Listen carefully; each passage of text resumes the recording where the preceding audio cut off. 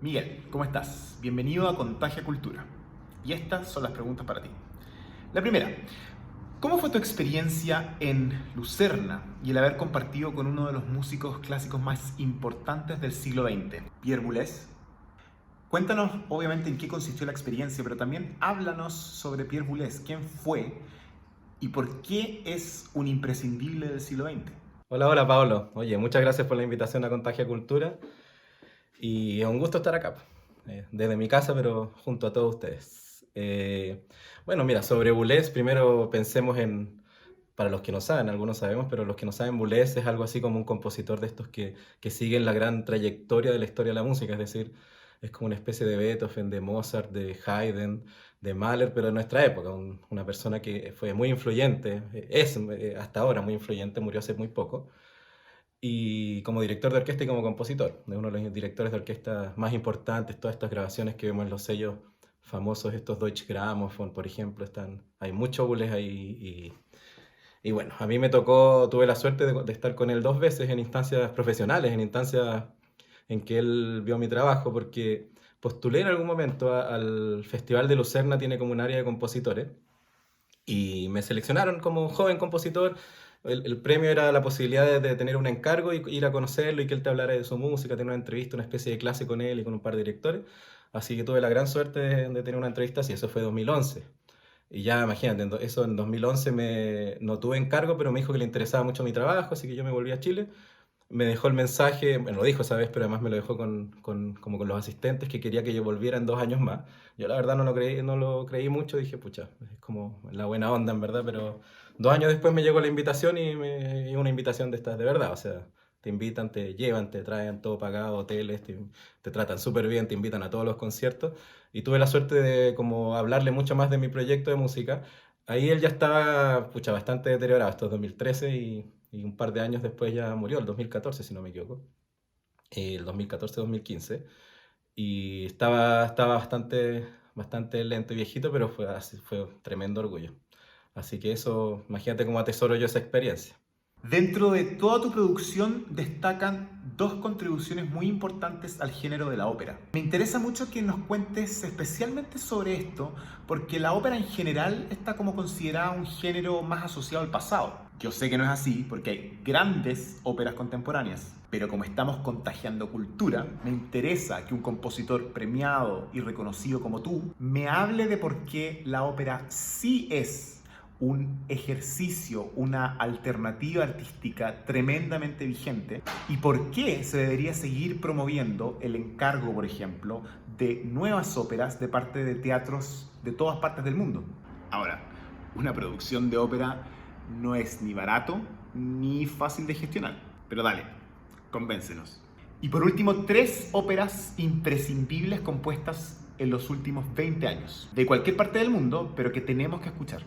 La pregunta por la ópera, una buena pregunta en verdad, porque claro, está siempre asociado como una especie de disciplina y obra de arte del pasado, pero no es tan así. En general, en el pasado siempre la ópera como gran obra de arte cuestionó o siempre ha reflexionado sobre su entorno social. Si nos ponemos a ver, Verdi reflexiona sobre todo su situación política, sobre la construcción como de la nación como gran comunidad por un lado. Vemos a Wagner que lleva su nacionalismo a través como de la mitología, es decir, a través de como exaltar el sentimiento como del origen de lo propio, de lo nacional.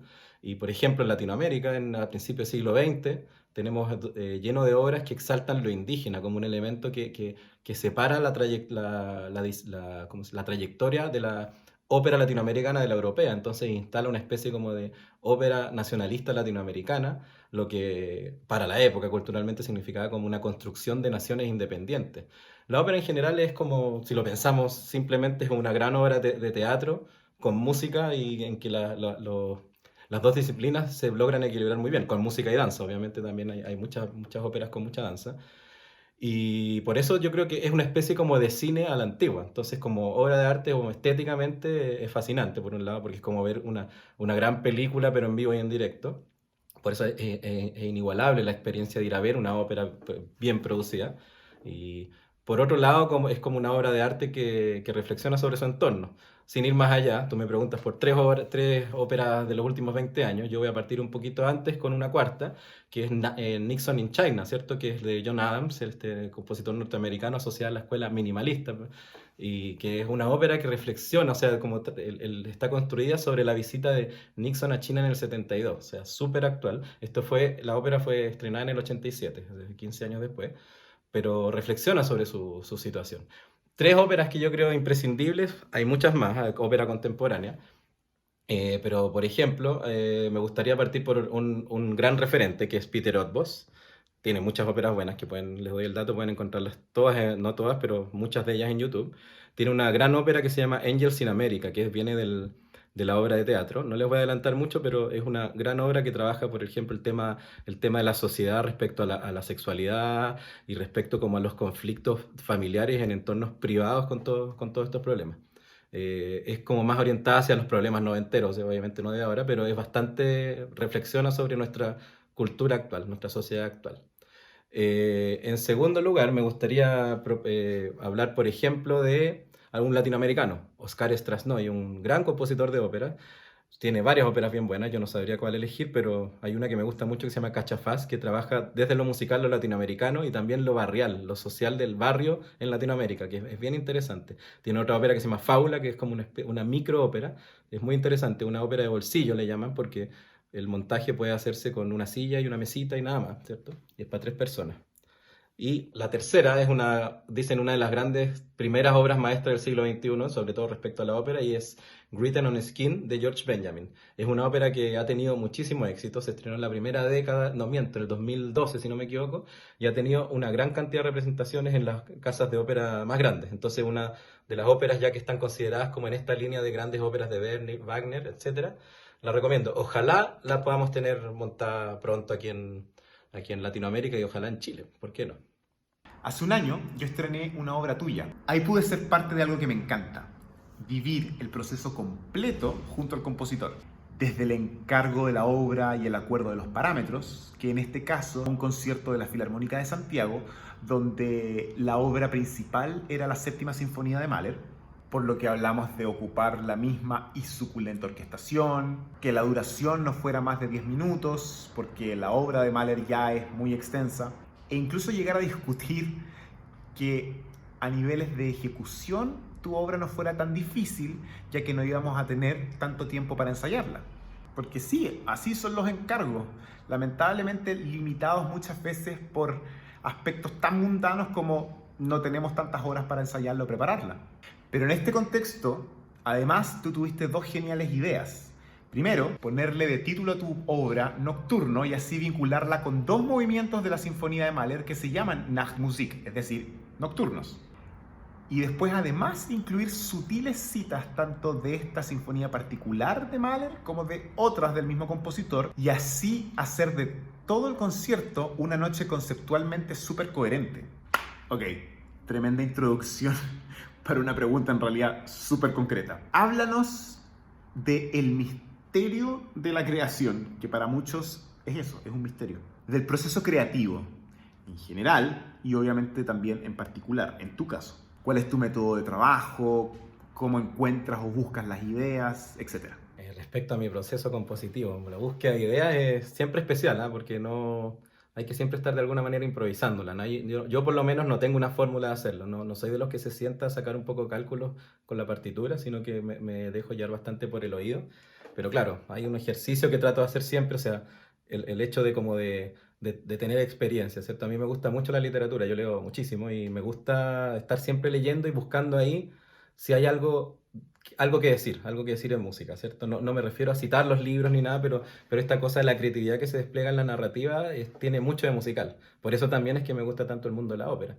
Por otro lado, también el hecho de salir y estar a plena naturaleza, uno piensa que es una cosa media romántica, pero la verdad es que sí, de repente quizás el silencio, la tranquilidad te dan alguna cosa. Pero en general trato de hacer cosas como que me motiven a desconectarme de la partitura misma. Y eso al final termina bastante bien. Por otro lado, algo que hago también, que es, bueno, escucho mucha música de todos los estilos, de todo tipo. Me gusta mucho la música popular, me gusta la música latinoamericana, me fascina. Me gusta mucho la salsa. Y además me gusta mucho el jazz, me gusta mucho improvisar, entonces eso hago también, mucho sentarme en un instrumento, improvisar y de repente hay algo que te hace te da un pequeño chispazo y en general cuando uno compone después viene todo el proceso técnico, con esa pequeña idea, ese pequeño chispazo, se instala un germen en la partitura que después uno ya a través de las técnicas que sabe hacer, es decir, hablamos de armonías, contrapuntos, técnicas extendidas, etcétera, uno ya puede desarrollar un discurso musical, es decir, que el sonido hable. Eso es lo más difícil. La idea en general, hay mucha gente que tiene muy buenas ideas, pero cuando no tienen formación es muy difícil entrar en el mundo de la música contemporánea porque falta toda la parte técnica, ¿cierto? De partida escribir para ciertos instrumentos y desarrollar eso a través de un discurso musical. Como te decía, de que el sonido, que la música hable con cierta, de manera, eso te lo digo de manera bastante intuitiva, pero hay que hacer que tenga lógica lo que hable, sin tener palabras. Al igual que yo, eres papá, así que esta pregunta es inevitable. ¿Qué haces tú para incentivar en tu hijo el amor por la música y el arte en general? Y luego, ¿cuál es el mundo en el que tú quieres que tu hijo crezca? Hablo de educación, de conciencia de la importancia de la cultura, del planteamiento y medidas estatales respecto al arte y sus actores.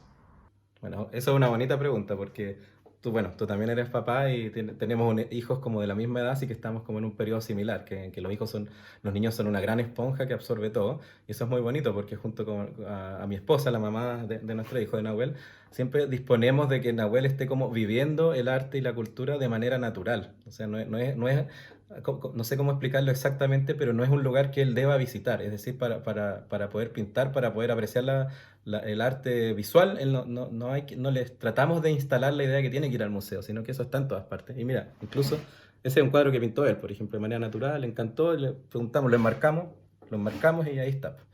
Y a nivel musical, acá mira, el piano siempre está entre medio de todas sus cosas, él tiene instrumentos, él siempre está tocando.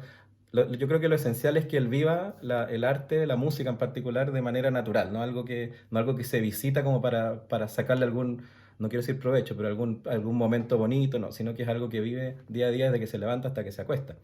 Y yo creo que a nivel de Estado, a nivel de políticas culturales debe ser lo mismo. El arte, algo que yo creo que está pasando poco a poco. Las instituciones culturales en Chile están como bastante bien en eso, por ahora, están en camino a liberar un poco lo que antes se hacía entre cuatro paredes a todos nosotros, a todo al que lo quiera, y eso se ve, por ejemplo, en esta época, se ve como se han hecho streamings, se ha abierto una cantidad de cosas a poder visitar por internet. Y yo estoy seguro que eso, una vez que pase todo el tema de cuarentena y todo esto, vamos a lograr que las puertas estén más abiertas que antes. Entonces yo creo que vamos por buen camino, soy optimista, pero debería ser el arte un lugar aún más natural, un lugar más de todos, aún de lo que es.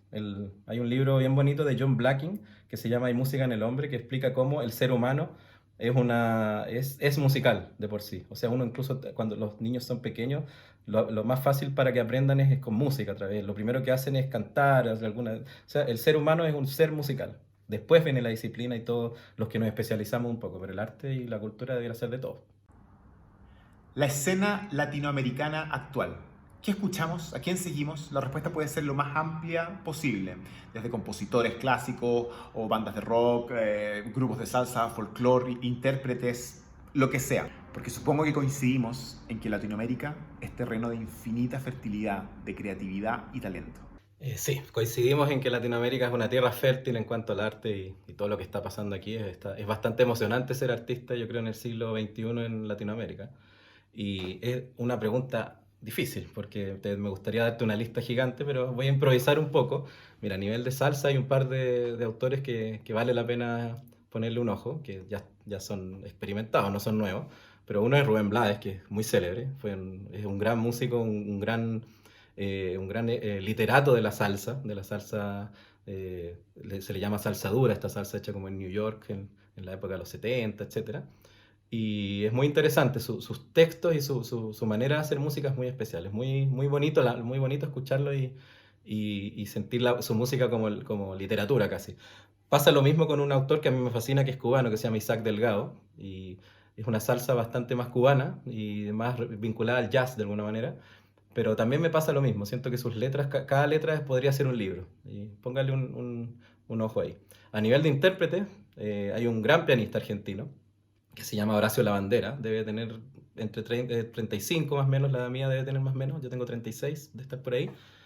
Y es un gran pianista, es muy interesante porque además es un gran comunicador. Es un poco tu perfil también, Paolo, que le gusta mucho repartir todo esto, lo que él hace con el arte y la cultura. Es un gran pianista virtuoso y los invito a seguirlo. A nivel de compositores clásicos, doctor, creo que ya nombré a un par, a Oscar Strasnoy, y pucha, tengo muchos colegas que hacen un trabajo realmente formidable que uno no se cansa de escuchar día a día. Difícil la pregunta, pero traté de improvisar resumiendo algunos nombres que se me vienen rápido a la cabeza. Y un desafío malévolo. Como músico latinoamericano que le gusta improvisar, improvísanos una salsa mientras nos das una receta de una salsa. Bueno, y aquí para tu desafío de salsa con salsa de alguna manera me pongo al piano. Difícil, pero intentémoslo.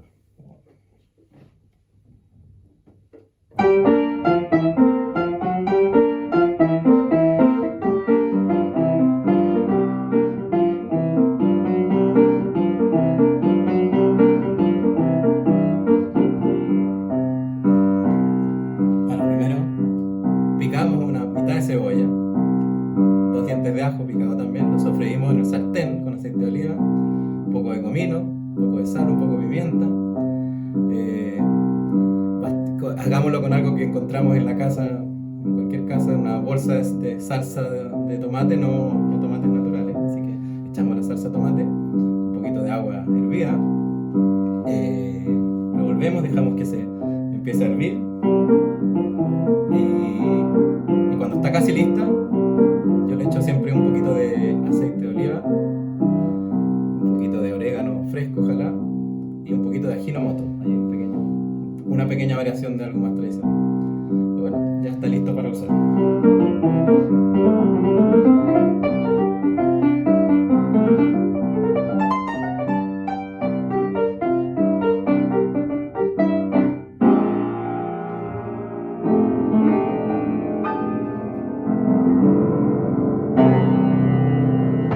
Bueno, y como tengo que nominar a alguien, me encantaría nominar a David Medina, clarinete solista de la Orquesta Sinfónica Nacional de Chile.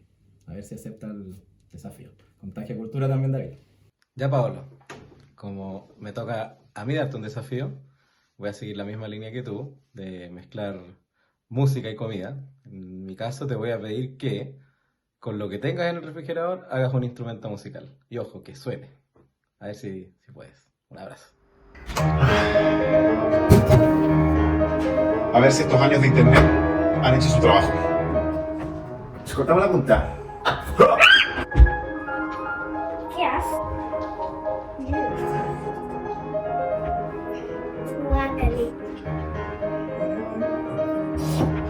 Me tinca que hay que secarlo, está muy mojado por dentro. Mucho mejor. ¿Secador?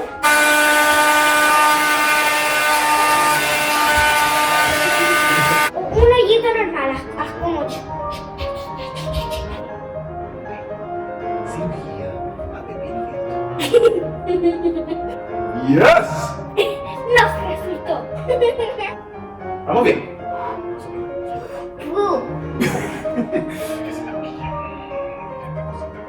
Te dije que había que tener una zanahoria. ¡Vamos!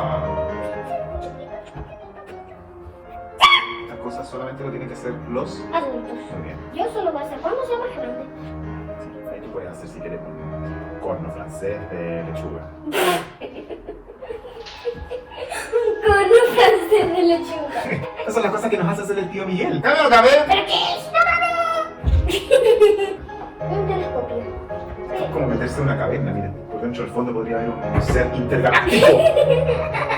El protector del pepino. El protector del pepino, exactamente, que de repente va a despertar y va a salir así. Ya, ¿cabes? No cabe. No encaja, no encaja. Lero. No importa, sigamos. Bueno, no está tan mala, ¿eh? Veamos si suena. No. Ahora hay que hacerle una pequeña muesca. ¿Le gusta? Ya, y ahora 3 pollos. Pollito. Dale. Ay, ¡No quiere suena!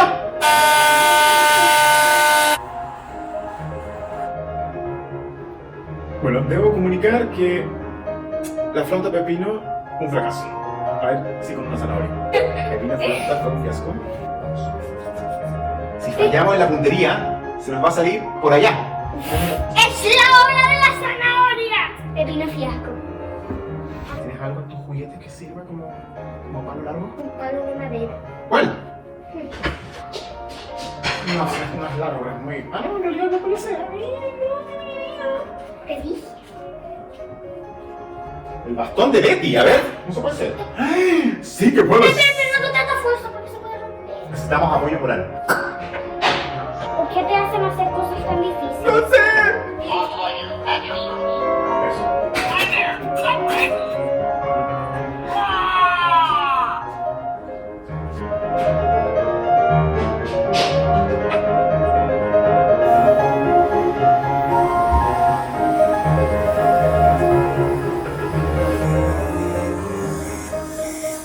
¿Te resultó? No mucho.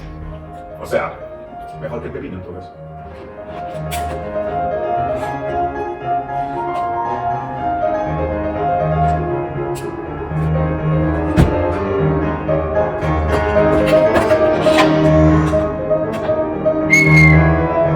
Bueno, con Andrea nos esforzamos, pero no pudimos lograr hacer sonar ni un pepino, ni una zanahoria, ni una botella.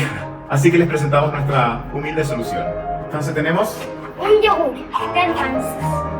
y una lata vacía.